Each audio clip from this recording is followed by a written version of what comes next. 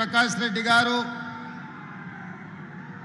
ప్రజాపాలన ప్రగతి బాట కార్యక్రమాన్ని ఏర్పాటు చేసి ఈ కార్యక్రమంలో నాతో పాటు ముఖ్య అతిథులుగా వరంగల్ ఉమ్మడి జిల్లా ఇన్ఛార్జ్ మంత్రివర్యులు సోదరులు పొంగులేటి శ్రీనివాసరెడ్డి గారిని, మా సోదరీమణి మీ అభిమాన నాయకురాలు శ్రీమతి సీతక్క గారిని, అదేవిధంగా సహచర మంత్రివర్గ సభ్యులు మిత్రులు అడ్లూరు లక్ష్మణ్ గారిని, అదేవిధంగా శాసన మండలి సభ్యులు పిసిసి అధ్యక్షులు సోదరులు మహేష్ కుమార్ గౌడ్ గారిని, అదేవిధంగా స్థానిక పార్లమెంట్ సభ్యులు సోదరీమణి డాక్టర్ కావ్య గారిని, అదేవిధంగా మహబూబాబాద్ పార్లమెంట్ సభ్యులు మిత్రులు బలరాం నాయక్ గారిని, అదేవిధంగా మిత్రులు సోదరులు రాజ్యసభ సభ్యులు వేం నరేందర్ రెడ్డి గారిని, అదేవిధంగా పెద్దలు మాజీ మంత్రివర్యులు ఉప ముఖ్యమంత్రిగా పనిచేసిన అనుభవం ఉన్న శాసనసభ్యులు కడియం శ్రీహరి గారిని, అదేవిధంగా సోదరులు శాసనసభ్యులు దొంతి మాధవరెడ్డి గారిని, సోదరుడు శాసనసభ్యులు నాయని రాజేందర్ రెడ్డి గారిని, అదేవిధంగా శాసనసభ్యులు మిత్రులు నాగరాజ్ గారిని, శాసనసభ్యురాలు పాలకుర్తి యశస్విని రెడ్డి గారిని, అదేవిధంగా సోదరుడు మిత్రులు గండ్ర సత్యనారాయణరావు గారి శాసనసభ్యులని, అదేవిధంగా బస్వరాజ్ సారయ్య శాసన మండలి సభ్యులు శంకర్ నాయక్ గారిని, శాసనసభ్యులు డాక్టర్ మురళీ నాయక్ గారిని, డాక్టర్ విప్ రామచందర్ నాయక్ గారిని, అదేవిధంగా జిల్లా రాష్ట్ర మహిళా అధ్యక్షురాలు సోదరిమణి ఎర్రబల్లి స్వర్ణ గారిని, మాజీ మేయర్ గుండు సుధారాణి గారిని, సిరిసిల్ల రాజయ్య గారిని, మాజీ పార్లమెంట్ సభ్యులు సోదరులు కుసురుపాష గారిని, దయాసాగర్ రావు గారిని, వివిధ కార్పొరేషన్లకు సంబంధించిన చైర్మన్లు, ప్రజాప్రతినిధులు, పార్టీ ప్రతినిధులు, ప్రభుత్వ అధికారులు, వేలాదిగా తరలి వచ్చిన మా పరకాల శాసనసభ నియోజకవర్గం నుంచి వచ్చిన మా సోదరీమణులందరికీ కూడా మనస్ఫూర్తిగా అభినందనలు, కృతజ్ఞతలు. ఈనాడు పరకాల శాసనసభ నియోజకవర్గ పరిధిలో ప్రజాపాలన ప్రగతి బాట కార్యక్రమంలో వేలాది మంది మా ఆడబిడ్డల్ని పాల పిట్టల్లాగా ఇక్కడికి వచ్చిండ్రంటే మళ్ళోసారి వచ్చే ఎన్నికల్లో కూడా మా ప్రకాష్ అన్న అత్యధిక మెజారిటీతో ఇక్కడి నుంచి మీరు ఆశీర్వదిస్తారని చెప్పి నాకు సంపూర్ణమైన విశ్వాసం, నమ్మకం కలిగింది. ఈరోజు అనుభవం కలిగిన రేవూరి ప్రకాష్ రెడ్డి గారు ఈ ప్రాంత శాసనసభ్యుడిగా ఎన్నిక కావడం వల్ల మీ ప్రాంత సమస్యలు తెలిసిన వాడిగా ఈ ప్రాంతాన్ని అభివృద్ధి చేయాలన్న ఆలోచనతో పదే సంబంధిత శాఖ మంత్రులతోనే కాదు, ప్రత్యక్షంగా నన్ను ఎన్నోసార్లు వారు వస్తూ వారే రాకుండా మా పార్లమెంట్ సభ్యురాలు కావ్యమ్మని, కడియం శ్రీహరి గారిని కూడా తోడు తీసుకొని వస్తుంటాడు నా మీద ఒత్తిడి చేయడానికి, ఈ పరకాల శాసనసభ నియోజకవర్గాన్ని అభివృద్ధి చేయడానికి. వారి ఆలోచన మేరకు, వారి విజ్ఞప్తి మేరకు ఈనాడు 424 కోట్ల రూపాయలతోని పరకాల శాసనసభ నియోజకవర్గంలో వివిధ అభివృద్ధి కార్యక్రమాల ఏర్పాటును ఈరోజు మనం ప్రారంభించుకోవడం జరిగింది. అదేవిధంగా వారి చెక్ డ్యాంల గురించి, మినీ స్టేడియం గురించి, ఇండోర్ స్టేడియం గురించి వివిధ అభివృద్ధి కార్యక్రమాలకు కూడా వారి విజ్ఞప్తి చేసిండ్రు. నేను ఇన్ఛార్జ్ మంత్రి శ్రీనివాసరెడ్డి గారికి సూచన చేసిన నివేదికలు తెప్పించి ఈనాడు ఆ అభివృద్ధి కార్యక్రమాలను కూడా మీకు మంజూరు చేయడం జరుగుతుంది అని చెప్పి నేను ఈ సందర్భంగా విజ్ఞప్తి చేస్తున్నా. మిత్రులారా, వరంగల్ జిల్లా ఈ ప్రాంతానికి ఒక గొప్ప చరిత్ర ఉన్నది, ఒక చైతన్యం ఉన్నది, పోరాట స్ఫూర్తి ఉన్నది. రాణి రుద్రమ నుంచి మొదలు పెడితే సమ్మక్క సారలమ్మ వరకు, అదేవిధంగా రుద్రదేవుడి నుంచి మొదలు పెడితే రామప్ప దేవాలయం, 1000 స్తంభాల గుడి, ఈ ప్రాంతంలో అభివృద్ధికి ఈ ప్రాంతంలో పోరాట పటిమకు ప్రతీకలు. అదేవిధంగా స్వతంత్రం వచ్చిన తర్వాత కూడా ఇక్కడున్న వాళ్ళను చూడండి. ఈ ప్రాంతం నుంచి ప్రాతినిధ్యం వహించిన వాళ్ళు ప్రొఫెసర్ జయశంకర్ గారు కావచ్చు, లేకపోతే దాశరథి గారు కావచ్చు, ఎంతోమంది ఈ ప్రాంతంలో ప్రజాప్రతినిధులుగా రాణించిన వాళ్ళే కాదు, ప్రజా జీవితంలో ప్రజల కోసం సర్వం ఒడ్డిన వాళ్ళ ప్రాంతం ఈ కాకతీయ సామ్రాజ్యం, ఈ ఓరుగల్లు కోట. ఈ ప్రాంతంలో ప్రజలకు చైతన్యం ఉన్నది, ప్రజలకు ఆలోచన ఉన్నది, ప్రజలు ప్రజా సమస్యల కోసం పోరాడే శక్తి ఉన్నది.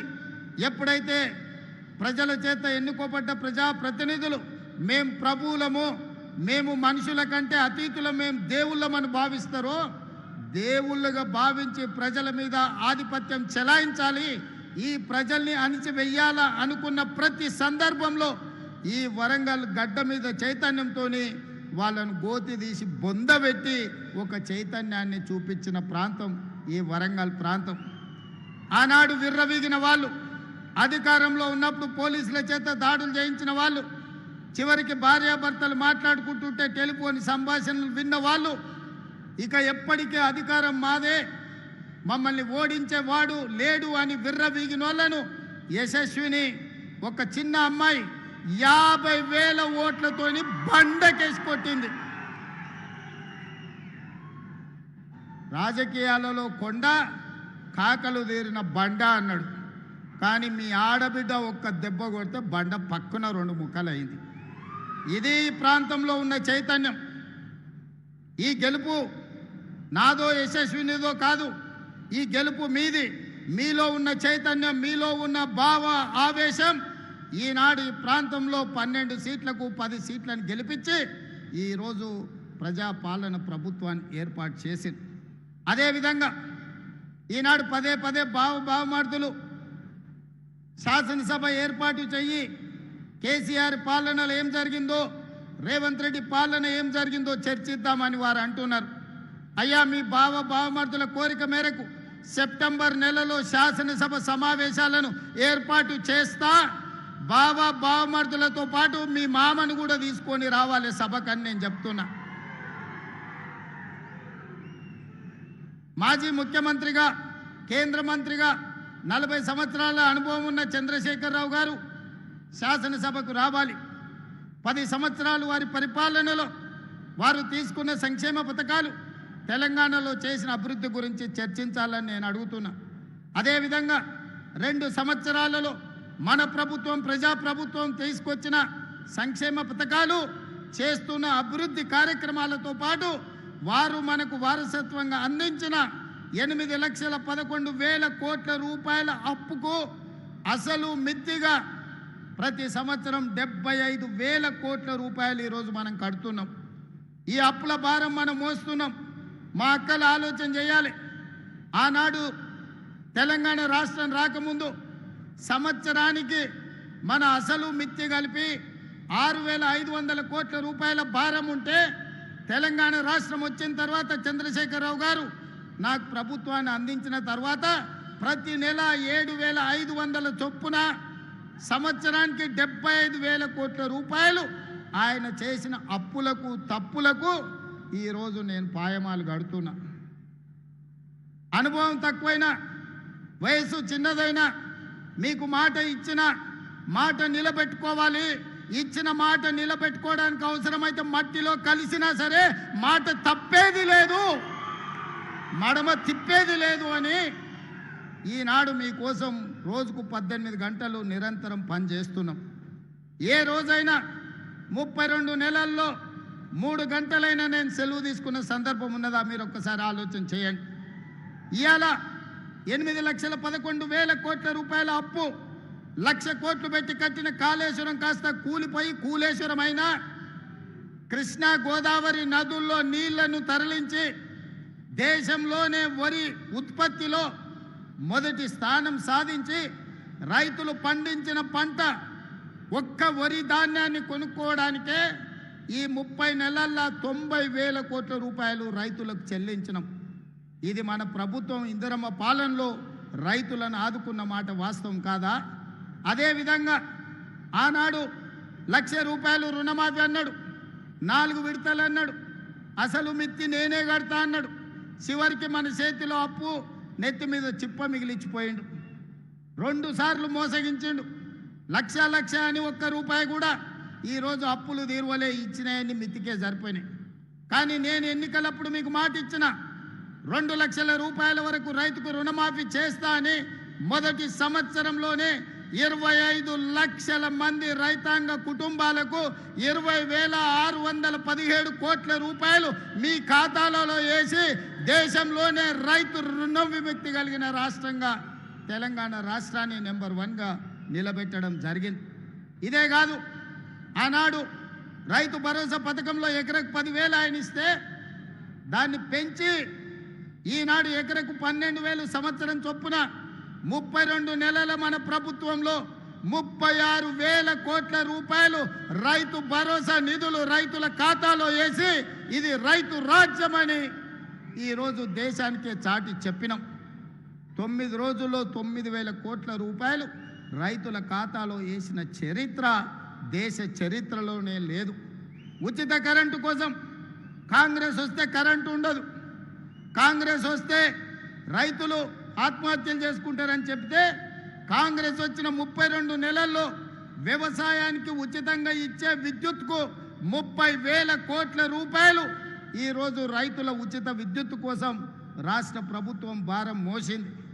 మొత్తంగా రైతుల కోసం 1,70,000 కోట్లు ఈ 30 నెలల ప్రభుత్వంలో రైతుల కోసం ఖర్చు పెట్టినాం. వ్యవసాయం దండుగ నుంచి వ్యవసాయాన్ని పండుగగా మార్చి రైతును రాజును చేస్తామని చెప్పినాం. ఈనాడు రైతు సంతోషంగా మన రాష్ట్ర ప్రభుత్వంలో ఉన్నాడు. ఆనాడు ఆయన ఏమన్నాడు? వరి వేసుకుంటే ఉరి వేసుకున్నట్టే అన్నాడు. నేనన్నా వరి వేసుకోండి, చివరి గింజ వరకు కొంటాను, 500 రూపాయల బోనస్ ఇస్తా అని చెప్పిన. ఇవాళ సన్న ఒట్లు పండించిన ప్రతి రైతుకు 500 రూపాయల బోనస్ ఇస్తున్నా. ఎకరకు 25 క్వింటాల నుంచి 30 క్వింటాలు ప్రతి పంటకు పండిస్తే 12,500 నుంచి 15,000 రూపాయలు అదనంగా ఈనాడు వరి పండించే రైతులకు బోనస్ ఇచ్చిన మాట వాస్తవం కాదా? ఇక్కడున్న రైతులకు తెలియదా అని నేను అడుగుతున్నా. వరంగల్ రైతాంగం చైతన్యమైన వాళ్ళే కదా, మీరు క్యాలిక్యులేటర్ తీసుకొని లెక్కలు చెయ్యండి. రైతులకు మనం బోనస్ ఇచ్చిన మాట వాస్తవం కాదా? అదేవిధంగా ఆనాడు మహిళలు 5 ఏళ్ళు మంత్రివర్గంలో మంత్రులు లేరు. మంత్రి అయినా, ఎంపీ అయినా, ఎమ్మెల్యే అయినా, ఏ పదవైనా కేసీఆర్ బిడ్డకు తప్ప ఇంకొక ఆడబిడ్డకి ఇచ్చిన పాపాన బోలే. కానీ మన ప్రభుత్వం వచ్చిన వెంబడే 2 ఆడబిడ్డల్ని మంత్రులను చేసినాం. అదేవిధంగా స్వయం సహాయక సంఘాలు పావులా వడ్డీ అన్నారు, సున్నా వడ్డీ అన్నారు, మీకు గుండు సున్నా పెట్టిండి అక్క. అక్కలందరూ ఈయన ఉన్నారు, సంఘంలో సభ్యులే కదా అక్క. నేను వచ్చినాక 60,000 కోట్ల రూపాయలు బ్యాంకుల లింకేజ్ ఇచ్చి మా సీతక్క మీకు 2,000 కోట్ల రూపాయలు మీ వడ్డీ కింద బ్యాంకు కట్టిందా లేదా? సీతక్క ఇక్కడనే ఉంది కదా, మీరందరు లబ్ధిదారులు, మా ఆడబిడ్డలు ఈయనే ఉన్నారు కదా, కండ్ల ముందలు ఉన్నారు కదా, ఇది నిజం కాదా అక్క? మీకు ఇందిరా భవనాలు ఇవ్వలేదా? 8,000 గ్రామాలలో మీరు మీ సంఘాలు కూర్చోవడానికి ఈ మధ్యనే భూ కేటాయింపులు, నిధుల కేటాయింపు జరగలేదా? హైటెక్ సిటీ పక్కన 1000 కోట్లతోని మీరు వ్యాపారాలు చేసుకోవడానికి మీకు కేంద్రాలు కేటాయించిన మాట వాస్తవం కదా? మీకు పెట్రోల్ బంకులు కేటాయించిన మాట వాస్తవం కదా? ఆర్టీసీ బస్సులు మీతో కొనుగోలు చేయించిన మాట వాస్తవం కాదా? ఇవాళ సోలార్ విద్యుత్ ఉత్పత్తి చేసే ఆధిపత్యాన్ని మీకు ఇచ్చిన మాట వాస్తవం కాదా? ఇవాళ మహిళలు బడులలో పిల్లలకు, మా అక్కలు బట్టలు కుట్టే వచ్చి ఉంటారు పిల్లలకి ఈసారి బడి బట్టలు, అవునా అక్క? ఎప్పుడన్నా కేసీఆర్ ఉన్నప్పుడు కుట్టినరా? ఇవాళ మీకు శిక్షణ ఇవ్వడమే కాదు, కుట్టు మిషన్లే కాదు, 27 లక్షల మంది పిల్లలకు బట్టలు కుట్టే ఉపాధి ఈరోజు మా అక్కలకు, మా ఆడబిడ్డల చేతికి అప్పచెప్పి పెత్తనం మీకు ఇచ్చిన మాట వాస్తవం కాదా? ఇలా ఒకటొక్కటిగా మా ఆడబిడ్డల్ని ఆర్థికంగా నిలబెట్టాలి. నగదు ఆడబిడ్డ చేతుల్లో ఉంటే ఇంట్లో పిల్లల చదువులకు, లేకపోతే అత్తామామ వైద్య ఖర్చులకు, ఇల్లు కట్టుకోవడానికో సంసారం చక్కదిద్దుకోవడానికి ఉంటుందని ఆడబిడ్డల చేతుల్లో నగదు ఆడే విధంగా ఇవాళ చర్యలు తీసుకున్న మాట వాస్తవం కాదా? ఎక్కడన్నా ఈ ప్రభుత్వంలో మీ తమ్ముడుగా, మీ అన్నగా, మీ రేవంత్ అన్నగా ఎక్కడైనా ఆడబిడ్డల కష్టం వస్తే చూస్తూ ఊరుకున్నానా? లేకపోతే మీకోసం కొట్లాడి మీకు నిధులు ఇచ్చి ఈరోజు మిమ్మల్ని అభివృద్ధి పదం వైపు నడిపిస్తున్నానా లేదా ఆలోచన చేయండి. ఇవాళ రక్త సంబంధం లేకపోయినా నా ఇంటి ఆడపడుచుగా సీతక్కకు అన్ని రకాలుగా అండగా నిలబడ్డ వాస్తవం కాదా? అదే రక్తం పంచుకున్న బిడ్డ కేసీఆర్ బిడ్డ కేటీఆర్ చెల్లెలు కల్వకుంట్ల కవితకు ఆస్తిలో భాగం ఇయ్యాల్సి వస్తుందని కష్టాలల్లో జైలుకు పోయి ఇంటికి వచ్చి నాకు కాస్త సాయం చేయంటే సాయం చేయాల్సి వస్తుందని ఈ కర్కోటకుడు సొంత చెల్లెల్నే ఇంట్లో నుంచి బయటికి గెంటేసిన నీచమైన చరిత్ర తారక రామారావుది కాదా? ఒకసారి మా అక్కల్ని ఆలోచన చేయమంటున్నా. చెడిపోయి పుట్టింటికి పోకూడదని అంటారు పెద్దలు, కానీ ఒకవేళ చెల్లి కష్టాలలో ఉండి ఇంటికి వస్తే వేల కోట్ల రూపాయల ఆస్తి ఉన్నోడు సొంత తొడబుట్టిన చెల్లెలకు సాయం చేయకుండా ఇంట్లో నుంచి గెంటేస్తే కన్న తండ్రి కళ్ళు మూసుకొని పోయి ఉన్నాడా? కన్న తండ్రి ఏమన్నా ధృతరాష్ట్రుడా? కొడుకును పిలిచి సలాకి కాల్చి వాత పెట్టి వంగబెట్టి ఈపుల మీద 4 గుద్ది సగం ఆస్తి బిడ్డకి ఇవ్వాలి కదా, కానీ ఇంట్లోకి వెళ్ళి బయటికి గెంటేసిండు. కానీ నేను మీ అందరినీ సొంత కుటుంబ సభ్యుల్లాగా ఇవాళ చూసుకుంటున్నానా లేదా? అంతెందుకు, ఆనాడు బతుకమ్మ చీరల కమిషన్లు కొట్టేస్తే ఆ ఇచ్చిన చీరలు ఎన్నడన్నా మీరు కట్టుకున్నారా అక్క? బతుకమ్మ చీరలు ఎన్నడన్నా కట్టుకున్నారా? పండుగ నాడైనా ఎన్నడైనా ఏడగట్టిరా చీరలు? పల్లి చేను వేసుకుంటే పందులు రాకుంటుండనికే బెదిరియనికే చేనుల కాడ కట్టిరు. మొక్కజొన్నలు వేసుకుంటే పక్షులు తినకుంటూ ఉండనికే వాటిని బెదిరించనికే చీరలు ఆ చీర తీసుకుపోయి కట్టారు. ఎన్నడన్నా ఒంటి మీద మా ఆడబిడ్డలు కట్టుకుర్రా? మరి ఇవాళ మీ సోదరుడు ఇందిరమ్మ చీరలు ఇస్తే, పాలపిట్ట రంగు చీరలు ఇస్తే వేలాది పాలపిట్టలు ఈ మీటింగులు వచ్చినాడు మా అక్కలందరూ ఆ చీర కట్టుకొని వచ్చారు. మీ తమ్ముడు పండుగ పూట మీకు పెట్టిన సారే కాదా ఈ చీర? ఈరోజు మీరు ఆశీర్వదించడానికి వచ్చిందంటే ఇంతకంటే నాకు మనసులో ఆనందం ఏముంటుంది? సోదరుడిగా నేను మీకు పెట్టిన చీరను సారె కింద భావించి ఈరోజు వేలాది మంది చీర కట్టుకొని మీరు ఇక్కడికి వస్తే నా ఆలోచన, మా సీతక్క విధానం ఈరోజు మీకు సహాయంగా నిలబడ్డ వాస్తవం కాదా? ఇదే కాదు, నిరుద్యోగ యువకులను ఇలా రెచ్చగొట్టాలని చూస్తున్నారు. ఉద్యోగ ఉపాధి నోటిఫికేషన్ల గురించి మాట్లాడుతున్నారు. ధర్నాలు నిరసనలు చేయమంటారు. 10 ఏళ్ళు ఉద్యోగాలు ఇవ్వలే, నోటిఫికేషన్లు ఇస్తే ప్రశ్న పత్రాలు బజార్లలో పల్లి బఠానీలలాగా అమ్ముకున్నారు. కోట్ల రూపాయలు సంపాదించుకున్నారు. పిల్లల ప్రాణాలు పోయినాయి. 10వ తరగతి పరీక్షలు నిర్వహించలేకపోయినారు. 12వ తరగతి పరీక్షలు నిర్వహించిన తప్పుడు విధానాలతో 27 మంది పిల్లలు ఆత్మహత్యలు చేసుకున్నారు.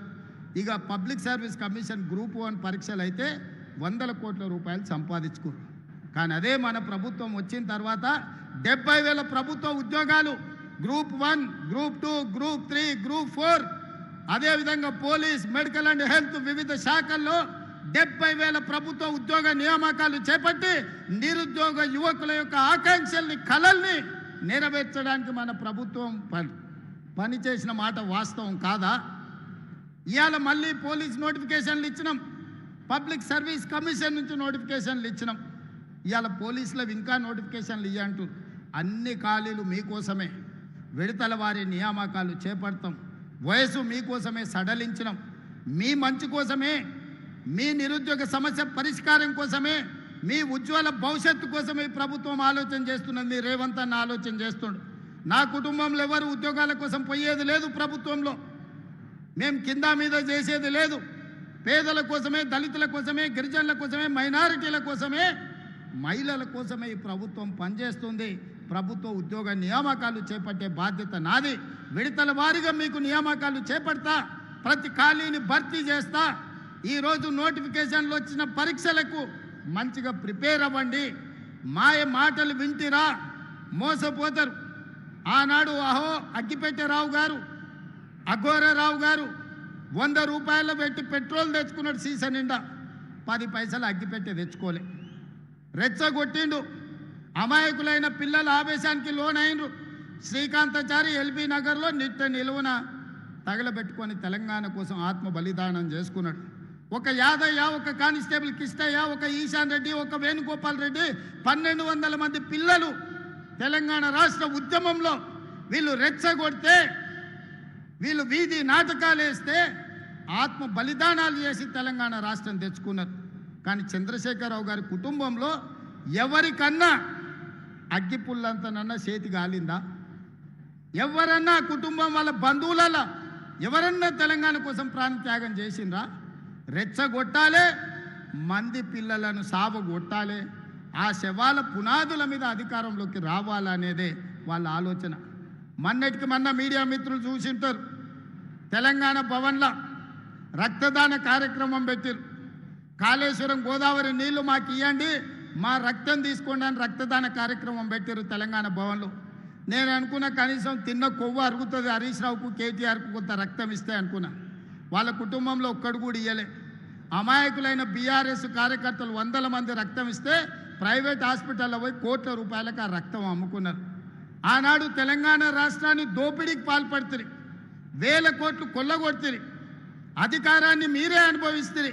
చివరికి ఈరోజు ప్రతిపక్షంలో ఉంటే మీ కార్యకర్తల రక్తాన్ని కూడా మోసం చేసి తీసుకొని ప్రైవేట్ హాస్పిటల్కి అమ్ముకొని పైసలు సంపాదించుకుంటున్నంటే మీరు మనుషుల, రాక్షసుల, రక్త పిపాసుల అని నేను ఈరోజు వేదిక మీద నుంచి అడుగుతున్నా. ఎందుకు ఇవ్వలేదా కేసీఆర్? ఆయనకు ఆరోగ్యం బాగాలేదనుకుందాం. హరీష్ రావు, కేటీఆర్ పాదయాత్రలు చేస్తాం, గోడలు దుంకుతాం అంటుండు కదా, చుక్క రక్తం కూడా ఎందుకు ఇవ్వలేదు మన రక్తదానంలో అని అడుగుతున్నా. రాజ్యసభ తీసుకున్న సంతోష్రావు ఎందుకు ఇవ్వలేదు? మంత్రి పదవి తీసుకున్న ఎర్రబల్లి దయాకర్ రావు ఎందుకు రక్తం ఇవ్వలేదయా? ఎందుకు ఇవ్వలేదు? వినోద్ రావు ఎందుకు ఇవ్వలేదు?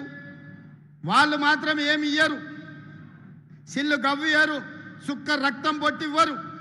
తెలంగాణ ప్రజల సొమ్ము 1000 కోట్లు కొల్లగొడతారు, చివరికి కార్యకర్తల రక్తాన్ని కూడా అమ్ముకునే రక్త పిపాసులు ఈరోజు కేసీఆర్ కుటుంబం అని నేను చెప్పదలుచుకున్నా.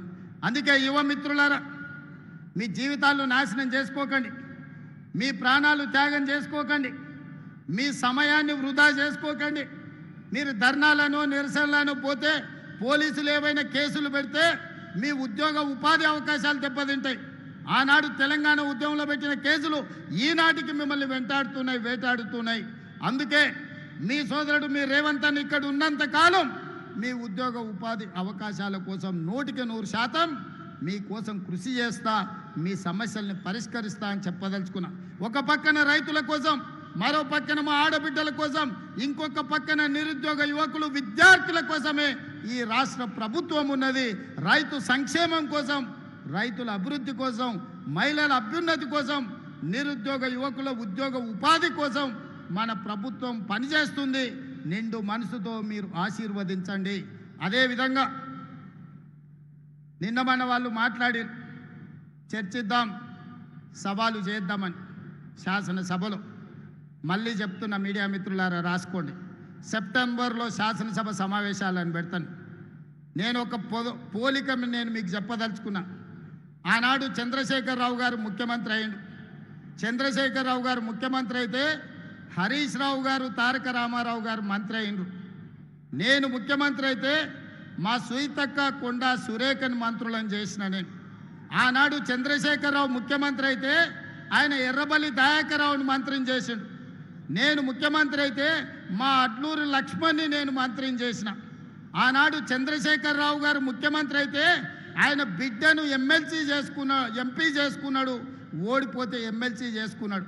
నేను ముఖ్యమంత్రి అయితే మా చెల్లెలు డాక్టర్ కావ్యను పార్లమెంట్ సభ్యుడిగా చేసిన, యశస్విని ఎమ్మెల్యేగా చేసిన నేను.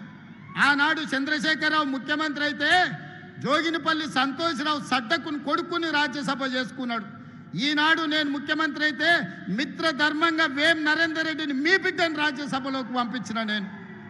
ఆనాడు చంద్రశేఖరరావు ముఖ్యమంత్రి అయితే కరీంనగర్లో వినోద్రావును బండకేసి కొడితే ప్లానింగ్ కమిషన్ వైస్ చైర్మన్ చేసుకున్నాడు. నేను ముఖ్యమంత్రి అయితే తెలంగాణ ఉద్యమ కారకుడు JAC political JAC chairman Kodandaram గారిని నేను ఎమ్మెల్సీ చేసిన. ఇవాళ మీరు పోల్చుకోండి, చూడండి. చంద్రశేఖరరావు చేసింది ఫ్యామిలీ జస్టిస్ అయితే నేను చేసింది సోషల్ జస్టిస్. చంద్రశేఖరరావు గారు ముఖ్యమంత్రి అయితే ఆయన కొడుకును కేటీఆర్ను కార్యనిర్వాహక అధ్యక్షుడిని చేసుకున్నాడు. నేను ముఖ్యమంత్రి అయితే మా సోదరుడు మహేష్ గౌడ్ను సోషల్ జస్టిస్లో కాంగ్రెస్ పార్టీ అధ్యక్షుడిని చేసిన.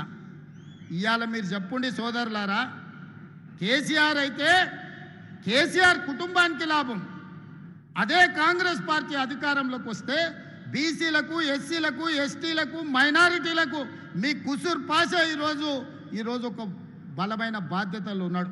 ఒక అజరుద్దీన్ ఈరోజు ఒక మంత్రిగా రాణిస్తున్నాడు. అందుకే ఈనాడు నేను స్పష్టంగా సవాల్ విసురుతున్నా. చంద్రశేఖరరావు ముఖ్యమంత్రి అయితే ఎవరెవరికి లాభం జరిగిందో అదే ఇందిరమ్మ రాజ్యం ప్రజాపాలన వస్తే ఏ రకంగా సీతక్క కొండా సురేఖమ్మ మంత్రులైందో, ఏ రకంగా అడ్లూరు లక్ష్మణ్ మంత్రి అయిందో, ఏ రకంగా అజరుద్దీన్ మంత్రి అయిందో, ఏ రకంగా డాక్టర్ కావ్య ఎంపీ అయిందో, యశస్విని ఎమ్మెల్యే అయిందో, వేం నరేందర్ రెడ్డి రాజ్యసభ అయిందో లెక్కలన్నీ పక్కాగా నేను చెప్తా. ప్రొఫెసర్ కోదండరామ్ ఏ రకంగా ఎమ్మెల్సీ అయిందో, ప్రొఫెసర్ జయశంకర్ గ్రామం రెవెన్యూ విలేజ్ ఏ విధంగా అయిందో నేను లెక్క చెప్తా. ఆ గ్రామానికి మా అన్న చెప్తున్నాడు 10 కోట్ల రూపాయలు డెవలప్మెంట్కి ఇచ్చినామని. ఆయన మాత్రం చింతమడకకి ఇచ్చుకున్నాడు. అవి కూడా ఇచ్చిండో కమిషన్లు కొట్టేసిండో నాకైతే తెలియదు. అందుకే ఈనాడు మిత్రులారా, ఇది ప్రజాపాలన. ఒకటొకటిగా సమస్యల్ని పరిష్కరించుకుంటున్నాం, మెల్లమెల్లగా కూడా తీసుకుంటున్నాం.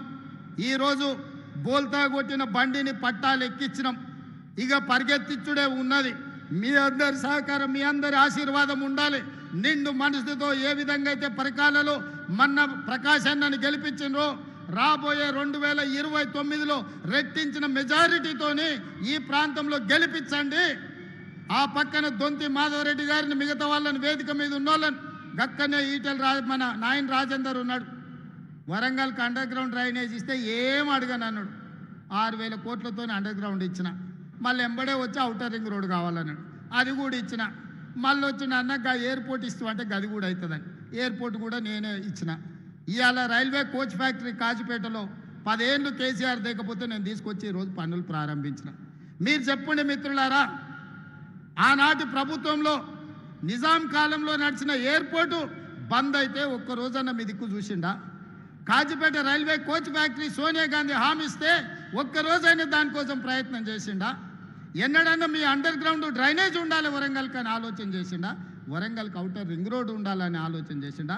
కాకతీయ మెగా టెక్స్టైల్ పార్కులో మీకు ఉద్యోగ ఉపాధి అవకాశాలు ఉండాలి అని ఆలోచన చేసిండా? సమ్మక్క సారలమ్మ మందిరం 100 ఏళ్ళ చరిత్ర ఉన్న సమ్మక్క సారలమ్మ మందిరం వైపు కూడా మళ్ళీ చూడలే ఆనాటి ముఖ్యమంత్రి. ఈనాడు పొంగులేటి శ్రీనివాసరెడ్డి గారి పర్యవేక్షణలో అద్భుతంగా ఈరోజు సమ్మక్క సారలమ్మ మందిరాన్ని నిర్మించుకున్నాం కదా, వన దేవతలను పూజించుకుంటున్నాం కదా. ఇది మా సోషల్ జస్టిస్. సామాన్యుల కోసం పనిచేసే ప్రభుత్వం, మీకోసం పనిచేసే ప్రభుత్వం, మీలో కలిసిమెలిసి ఉండే ప్రభుత్వం. నేను వేరు మీరు వేరు కాదు, మీలో నేను ఒక్కడనే. నేను కూడా గ్రామాల నుంచే వచ్చిన, నేను కూడా పల్లెటూరు నుంచే వచ్చిన. కష్టాలు నాకు కొత్త కాదు. కష్టాలున్న పేదోళ్ళు, దళితులు, గిరిజనులు, ఆదివాసుల మధ్యలోనే పుట్టి పెరిగి వచ్చిన. అడవి జీవితం గురించి తెలుసు, ఆడబిడ్డల కష్టాల గురించి తెలుసు. అభివృద్ధి చెయ్యాలంటే కష్టపడి పనిచేసే విధానం తెలుసు. పాలమూరు అంటేనే కష్టానికి మారు పేరు. మీకోసం ఎంతైనా కష్టపడతా. వయసు ఉంది, ఓపిక ఉంది, మీకోసం పని చేయాలన్న చిత్తశుద్ధి ఉంది. మీ ఆశీర్వాదం ఉన్నంతకాలం 1000 మంది కేసీఆర్లు వచ్చిన ఒక ఎంటిక కూడా పీకలేడని చెప్పి మీ అందరి సమక్షంలో అనుకుంటున్నారు. అబద్ధాలు చెప్తే అబద్ధాల సంఘంతో నడిపితే సోషల్ మీడియాలో పెడితే దానివల్ల ఏదో ఒరుగుద్దని. ఒరిగేది లేదు, కరిగేది లేదు. మీ ఈపులు విమానమూతం అవుతాయని తెలియజేస్తూ శాసనసభలో తేల్చుకుందామని తెలియజేస్తూ మీ అందరి దగ్గర సెలవు తీసుకుంటున్నా. ధన్యవాదాలు మిత్రులారా.